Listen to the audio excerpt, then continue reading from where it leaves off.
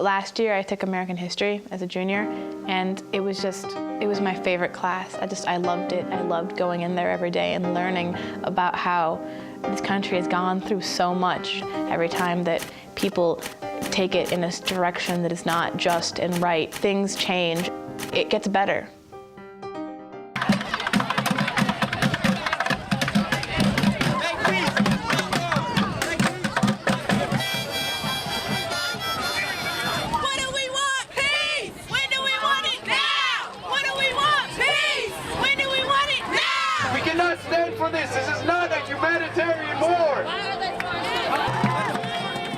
I think that my parents' experience in Argentina has really taught me that when there's something that's going on that you're afraid of, it's a better reaction to kind of face it and try to do something than to just run away from it.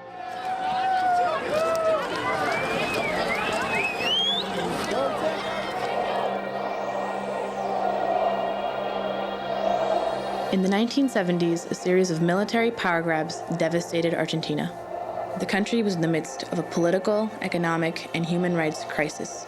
As many as 30,000 people were taken and never heard from again. They became known as the disappeared. It had been expected for quite a while. It came as the sort of the result of the collapse of a democratic government, where, maybe in another country there would have been a call for elections, but there the military took over. And so they started concentration camps. People would disappear. The kidnapping started getting closer and closer to them. It was a friend of a friend, and then it was, the friend, and then it was my dad's cousins and my mom's best friend. Every time I heard the motor of the elevator starting up, it gave me, like a stomachache. They could come and get you.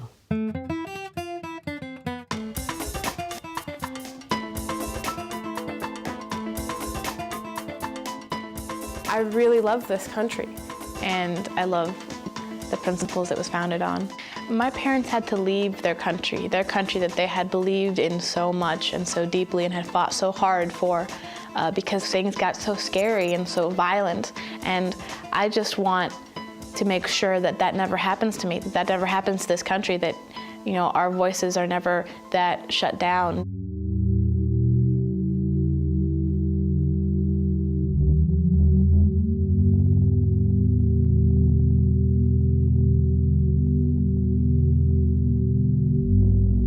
9/11 was a horrible, horrible thing, and it scared me and everybody around me more than anything I'd ever seen in my whole life.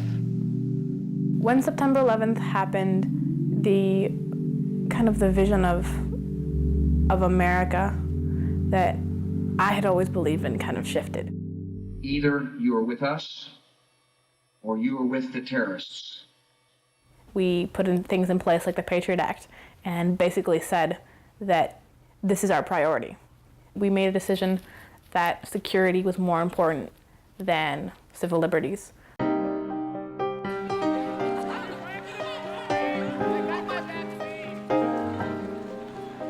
I think that who my parents are and what they went through was a big factor in why I am in YSA and why I fight for the things that YSA fights for. Youth for Social Action has been around for a long time as a completely student-run, democratically operated youth organization. We have about 40 students involved with us. We do events, we do open mics to kind of encourage student expression. We do teach-ins to kind of inform students about what's going on in the world, beyond our little town. When I joined Youth for Social Action, it was mostly an anti-racism group. After I joined, we became more oriented towards disagreeing with the war and against Iraq and Patriot Act. Functioning democracy. I became involved with Youth for Social Action in organizing a student walkout on the National Day of Protest.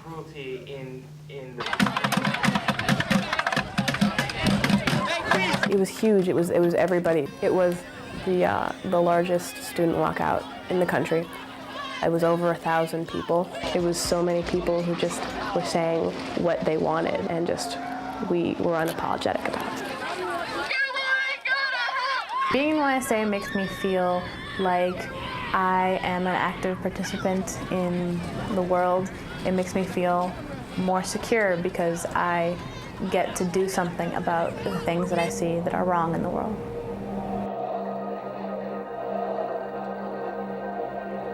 I had a talk with my dad, and I told him about what I had been thinking about the country getting better, and I told him that, things always come back, things always get better, and he said, no, that's not how it is.